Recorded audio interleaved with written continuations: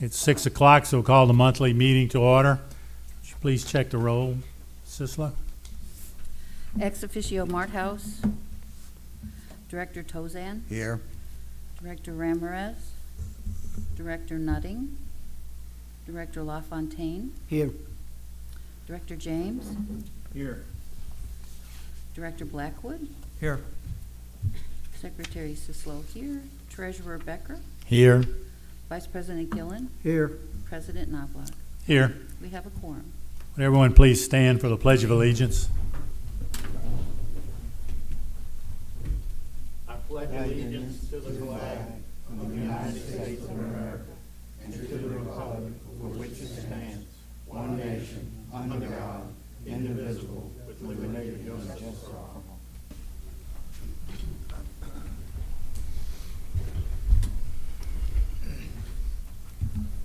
Okay, Ms. Sislo, approval of the minutes from July 18th. The July 18th minutes were approved by email, and that vote was accomplished by 7:24. So those are ready to be posted. Okay, thank you. Would anyone like to amend or approve the meeting agenda? I'd like to amend it. Okay, I have it.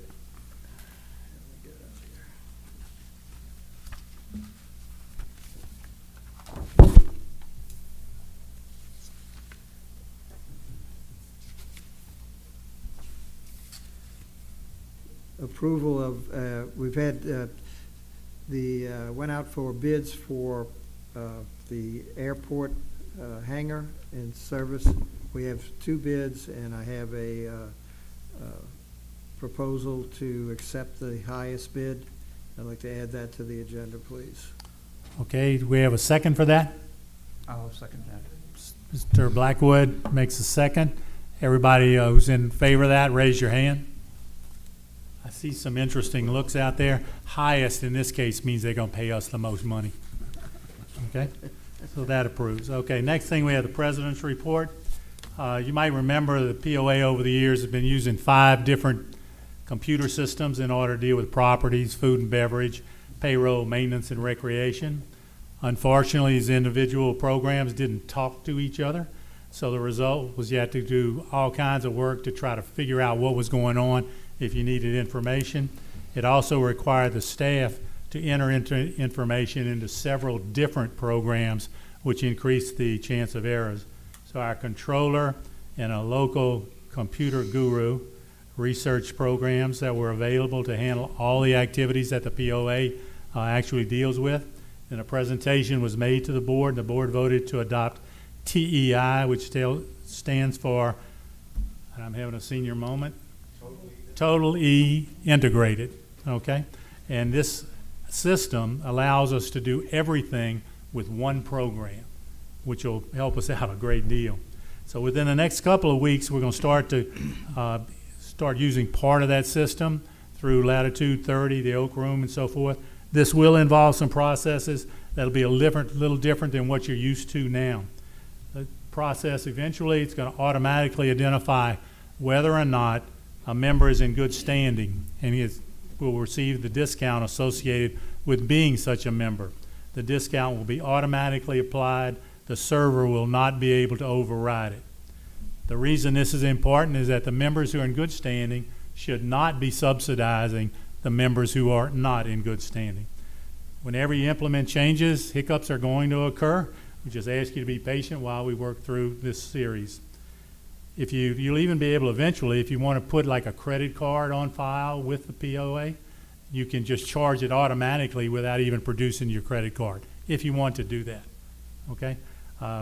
It'll improve our efficiency, and it'll give us some real-time information now, which is definitely needed. Second part, for the last 2 years, I've consistently said that the POA needs to get legal decisions concerning covenants, not what I say or what you say, but legal decisions. So we now have a legal decision. But you need to know some of the background on what happened. This actually started in justice court. If you're not familiar with justice court, it's basically a small claims court, which has a maximum $3,500 involved in that. Justice court judges are not required to be attorneys. Okay, up until 5 or 6 years ago, they didn't even have to have a high school diploma in Mississippi. That has been changed. Now they have to have a high school diploma, and once elected, they have to go to a series of workshops or presentations and so forth to get a little information. We've been bringing cases to justice court. The cases did not involve property owners whose covenants may or may not have expired. They were simply collection cases, okay, where the property owner owed X amount to the POA, and we collected over $330,000 in those back dues last year, which is substantial. During a justice court session several months back, someone gave the judge a page or a little booklet showing that the only remedy for not paying dues was expulsion from the POA. The judge read that and said he would not hear any of the cases because of that. The POA attorney tried to show the judge that it's settled case law in Mississippi, and it's been like that for years. The Supreme Court ruled that if an organization such as the POA has bylaws, that overrides this other part of it. So those of us who were there or knew about it knew this, but the judge refused to read it or consider the POA's attorney and said something like, bring it to a higher court if you don't like this. So the POA moved it into a higher court. And if I remember, it was maybe 10 cases, okay, into the Hancock County Court. Interesting tidbit here. The court costs for the POA and for the defendants, if they lose, are higher in county court than they are for justice court because the court filing fees and so forth are actually higher. 9 of the 10 cases were won by the POA. Okay, they're simply collection cases. The 10th defendant raised 4 questions, and the judge said he'd have to review the laws before he issued a ruling on that case. So a judgment favorable to the POA was recently reached in Hancock County Court on multiple issues, including covenant expiration. This was an appeal by the POA from that dismissal in justice court that I just mentioned. The judgment addressed the following issues, 4 issues. 1, on the issue of properties purchased through a tax patent from the state of Mississippi. The judgment says the patent process does relieve the purchaser of any taxes or fees that may have been attached to the property in advance of the state's acquisition. It does not relieve the purchaser thereafter of any liability for taxes or other obligations, including any covenants that run with the land, such as Diamond Head.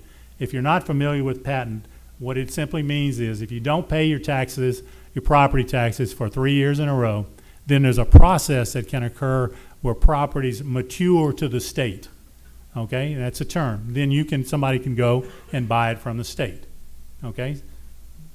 Well, we were not trying to collect taxes, we were not trying to collect back dues that had occurred before it went to the state. The second issue, on the issue of expulsion being the only remedy for non-payment of dues, the judgment states, while this may be true, a party may contract to further obligate themselves under a property owners association. In other words, once the association adopted its bylaws providing for the payment of dues and granting the POA the ability to collect dues, assert liens, foreclose, and so forth, the members further obligated themselves and granted additional power to the POA, which are enforceable. So therefore,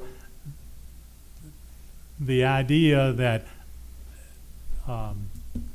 expulsion is the only thing is not correct, not legally correct. On the issue of whether Diamond Head abandoned the property when the state of Mississippi obtained ownership, the judgment states Diamond Head could not abandon property it didn't even own. The fourth issue, on the issue of covenant expirations, the judgment states it was clear that the restrictive covenants were to run with the land. That is what the majority of property owners relied on when they bought property in Diamond Head. While it is true that the restrictive covenants of the Diamond Head subdivision have expired, it is clear and unambiguous from the actions of the majority of property owners that the members of the POA wish the covenants to be renewed. The POA benefits all members' properties. The judgment further states, simply waiting for the covenants to expire and a few property owners trying to withdraw their membership does not overcome the intent of the creators of the POA or the majority of its members. Therefore, Diamond Head's request for relief is granted. So it means, folks, we're all in this together once again. That's my thing. Now, next, committee reports. We'll start down here. Mr. James? Yes, the golf committee met on August 11th. Activities from the green superintendent with the dry jetting of the Cardinal greens was done on August 8th. They will deep tine the pine greens on September the 13th and top dress. And the superintendent will submit cost options on possible solutions for the weeds in number 17 pond on the pines.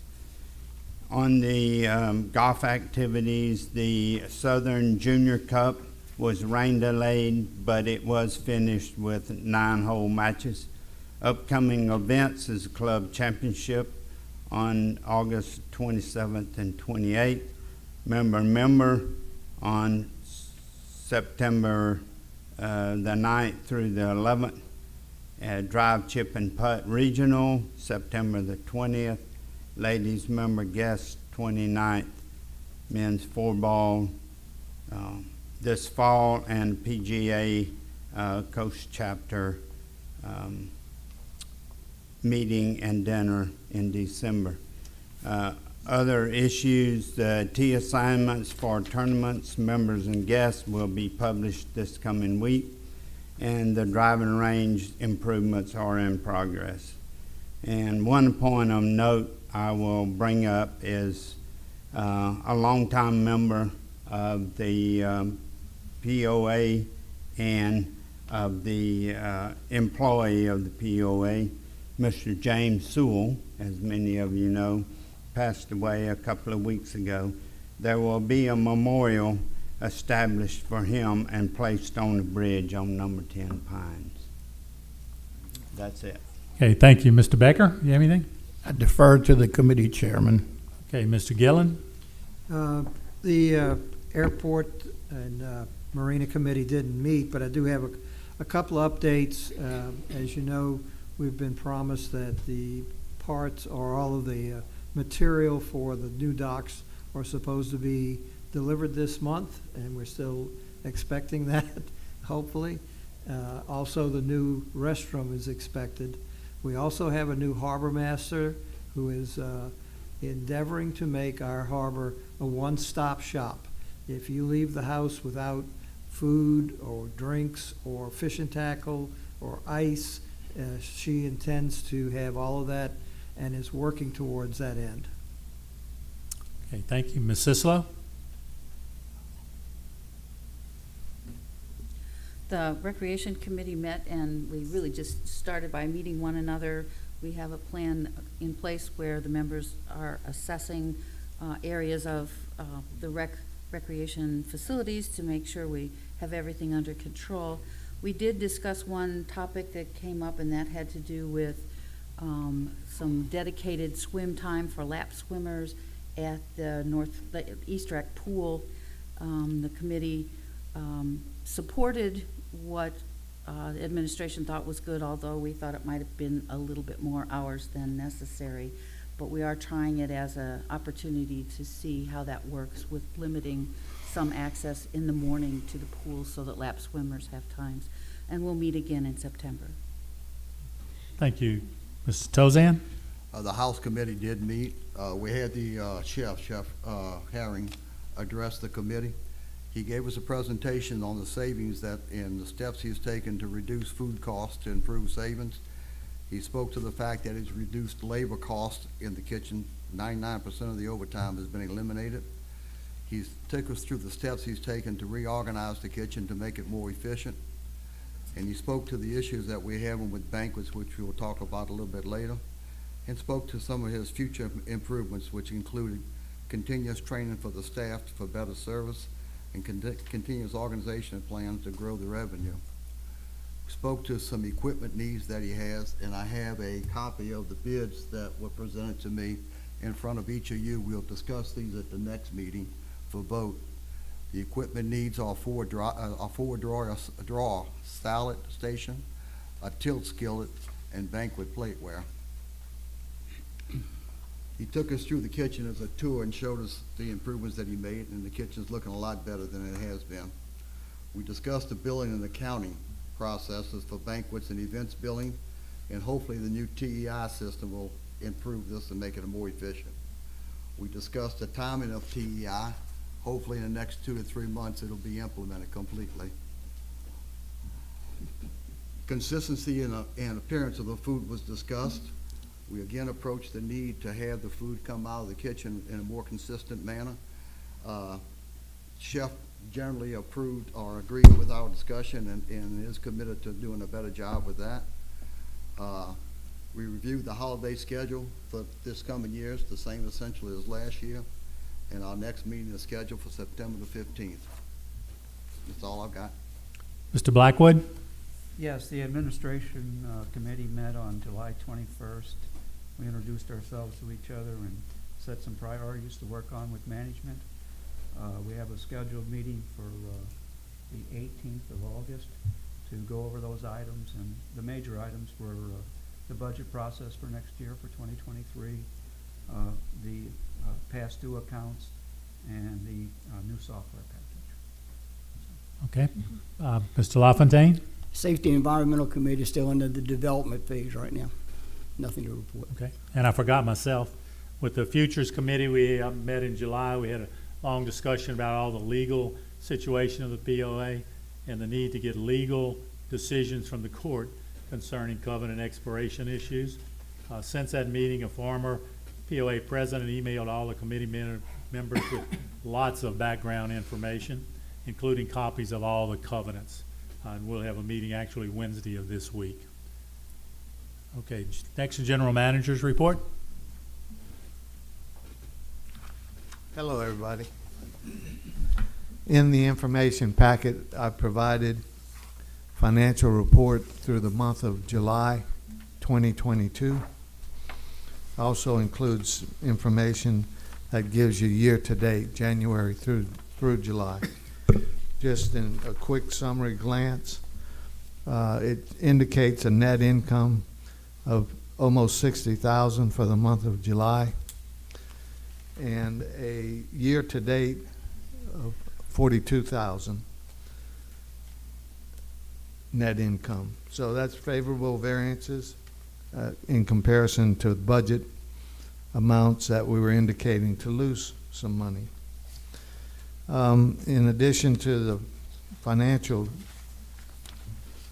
I have a summary of the POA goals and focus areas that we're working on constantly.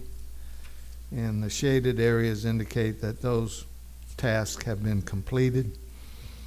The amenity use statistical data shows favorable in the golf department. Swimming pools are very active. Tennis, marina, RV storage, all the stats are there for you to review, and if it prompts questions, we can discuss it at your convenience. The next information that we pulled together is from the sales report produced by the Food and Beverage Department. This summary report indicates food and beverage sales month by month during the year 2022. The interesting thing about the July numbers, it includes accounting for revenues that would have been received if we were charging POA members for a rental space, if they were renting a room, and also accounting for the 15% discount. So in July, it captured those revenues, and the expense is coded to a marketing, advertising, promotion account. So you see a variance in the July number of an average of $8,700 average per day for the month of July in comparison to a 7-month average of $7,000. So there's been question about food and beverage department and whether or not it's breaking even. That analysis is prompting our controller to go back into the history and review where we are 2022 to make sure we're accounting for all the revenue accurately. And he'll also go back into year 2021 to ensure consistency there. The operation budget timeline is made available to you should anyone want to make a suggestion to revise it. We had good preliminary meetings at the introduction last week, thanks to the help and guidance from our treasurer, Mr. Becker, and Mr. Blackwood. Very helpful, and appreciate that. The assumptions that I've drafted are very preliminary in scope. It's really just to start the process. So when we meet with the department managers next week, we have a base to react to. Some of it's pretty interesting reading, but most of it will help you sleep at night. The capital expenditure list is really a broad brush to be refined. The collections report put together year-to-date indicates $169,000 that has been obtained through the collections process. And I would believe that the collections department, along with accounts receivable, will only get busier with the readings that Mr. Knobloch shared with everyone this evening.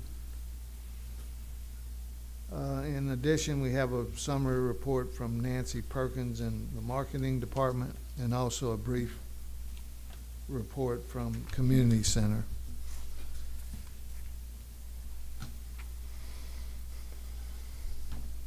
Is everybody awake?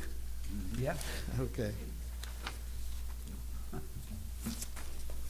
Greg, I have a question. Yes, sir. We didn't get a new hire report this month. Do we have any new hires?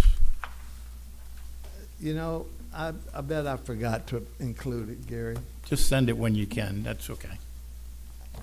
I'm trying to think. There's a couple individuals that we've recently hired, and we'll share it with everyone. Okay, that's fine. Those rehires, to my knowledge, are replacements.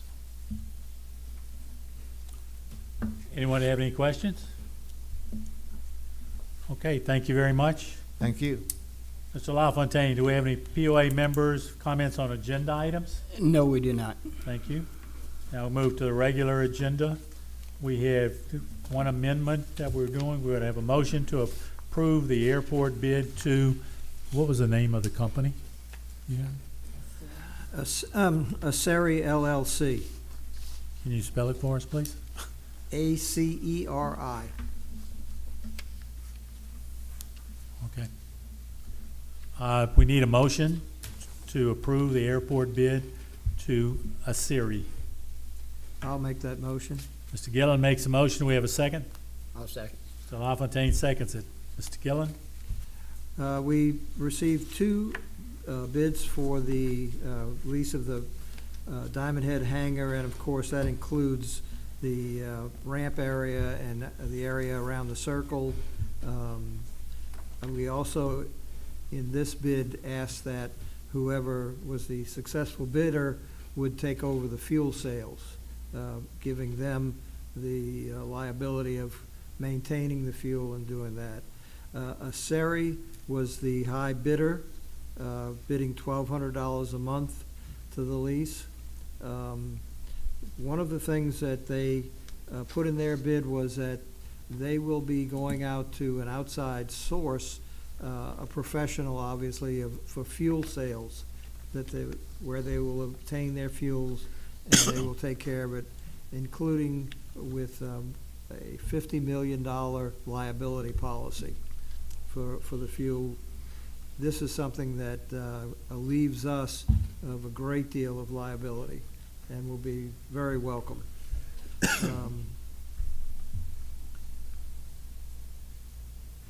This, right now, their bid is for a 2-year lease. There are a few things that we need to sit down with them and negotiate, and our legal team will be doing that. But basically, they were the high bidder, and I recommend that we go with them. Mr. LaFontaine, anything to add? None. I do. Anyone? Mr. Becker? I'd just like to make sure that when the legal team meets with them, that we make sure that they pay us for the fuel that's in the fuel tank when they take over. I don't know that they will want to take the fuel. Well, what will we do with it? We'll sell it, So we're gonna sell it prior to them taking over the fuel? probably. I would think that if I was the company taking it, Mhm. I wouldn't want the liability of taking our fuel, not knowing Okay. the quality or what we've done with it. As long as we don't have But to anyway- do something with it Right. other than sell it. Well, we can have, and I hate to say it, a fire sale. Bad choice of There's a lot of, Right. We should quantify what that is and perhaps make it a condition of the lease. Or at least see if we can get the original fuel supplier to take it back. Yeah, the company that they're hiring will take over responsibility for the tanks, for everything. Great. okay, any other questions or comments? Okay, so we have the motion to approve the airport bid to Aseri.